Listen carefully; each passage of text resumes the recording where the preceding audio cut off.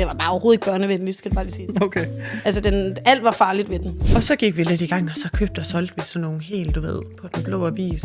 Og så hjem, og så klippede dem, og så kunne vi lige nå at springe på nakken af dem ude på sådan en eller anden sandkassebane der, hvor vi havde 2 olietønder og en granraft. Så måtte vi jo se, hvor meget vi kunne nå, før vi kunne sætte dem på Den Blå Avis 14 dage efter, og så sælge dem igen. Altså, Sara er et menneske, men alligevel ikke. Men hun er mit lille menneske. Hun er min lille modellerer. Og der synes jeg, at den almindelige amatørrytter af en eller anden mærkelig årsag ikke lige kan ride middelsværdigt mere. Ja, det er jeg helt enig i. Jeg er så træt af at fortælle dig, at du ikke kan tage hælene ned, og du kan ikke komme ned. Så råber han bare, mens han bomber på den der pony, så siger han, men er det egentlig ikke det, du får penge for? Så tænker jeg... Skakmand. Ja. Jo, tag du de bøjler på igen. Ja.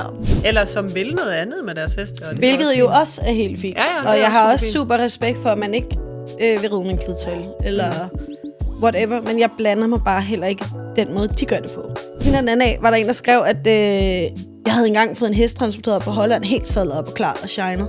12 timer i en lastbil, og så red jeg bare på den, lige da den kom. Og så sendte jeg den bare lige tilbage til Holland igen, med sadel og stadig helt shined. Og så gad hun ikke være mere hos mig.